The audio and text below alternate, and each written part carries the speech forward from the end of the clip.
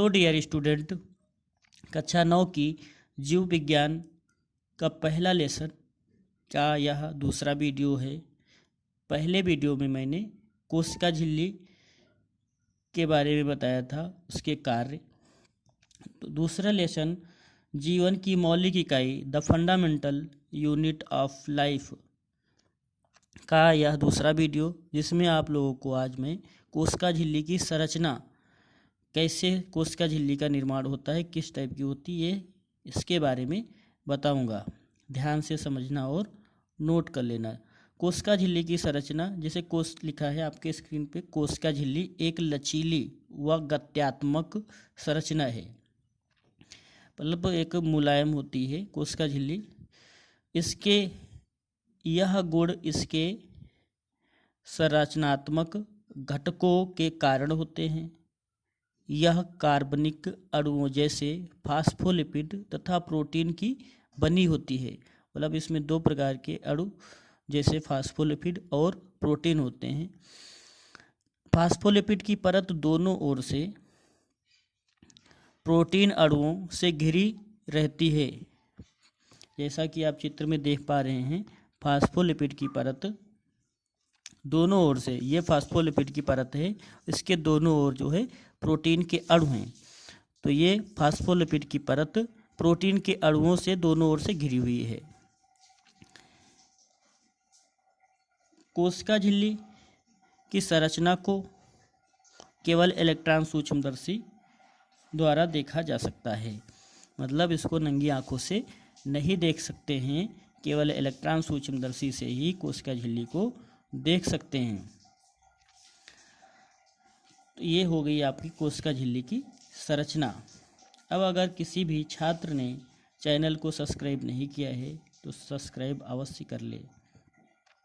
और कोशिका झिल्ली का टॉपिक समाप्त हो गया है। अब इसके आगे निष्क्रिय व सक्रिय परिवहन में अंतर, ये आप लोग नोट कर लें।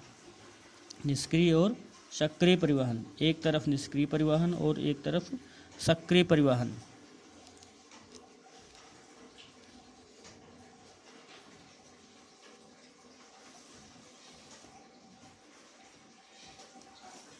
तो निष्क्रिय परिवहन एक अपेक्षाकृत मंद प्रक्रिया है। निष्क्रिय परिवहन एक अपेक्षाकृत मंद प्रक्रिया है। और सक्रिय परिवहन एक द्रुत व तीव्र प्रक्रिया है। मतलब सक्रिय परिवहन में किसी भी क्रिया को करने की तेज प्रक्रिया है और निष्क्रिय में बहुत धीमी प्रक्रिया है यह। नंबर 2, इसमें ऊर्जा की आवश्यकता नहीं होती है। जब वो बहुत धीमी चलती तो इसमें ऊर्जा की आवश्यकता नहीं पड़ती है। निष्क्रिय परिवहन में ऊर्जा की आवश्यकता नहीं होती है। और सक्रिय परिवहन में एटीपी के रूप में ऊर्जा की आवश्यकता होती है। निष्क्रिय परिवहन में ऊर्जा की आवश्यकता नहीं होती है। सक्रिय परिवहन में एटीपी के रूप में ऊर्जा की आवश्यकता होती है। नंबर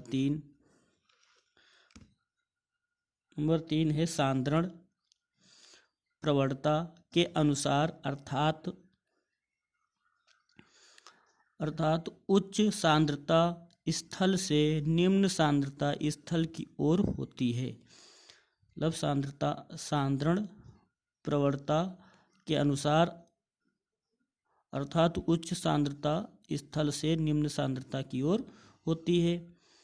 और सक्रिय परिवहन में सांद्रता प्रवणता के विपरीत दिशा में होती है। अर्थात निम्न सांद्रण स्थल से उच्च सांद्रण स्थल की ओर होती है। तो आप ये नोट कर लें। और इसके आगे और भी 2 पॉइंट हैं।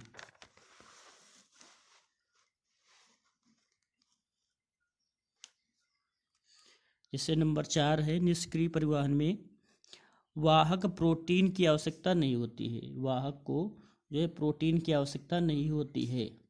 ये है निष्क्रिय परिवहन में। सक्रिय परिवहन में वाहक प्रोटीन की उपस्थिति में ही संपन्न होती है।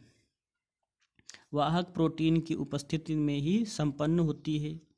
नंबर 5, ऑक्सीजन, विष पदार्थ आदि का प्रभाव नहीं होता है। निष्क्रिय परिवहन में ऑक्सीजन, विष पदार्थ आदि का प्रभाव नहीं होता है। और सक्रिय परिवहन में ऑक्सीजन व विष की उपस्थिति में ही प्रभावित होता है। ऑक्सीजन व विष की उपस्थिति में ही से प्रभावित होता है। तो यह आप नोट कर लें। आज इतना ही, फिर नेक्स्ट वीडियो में आपको इसके आगे बताया जाएगा। और चैनल को सब्सक्राइब, लाइक और कमेंट करके ज़रूर बताया करें।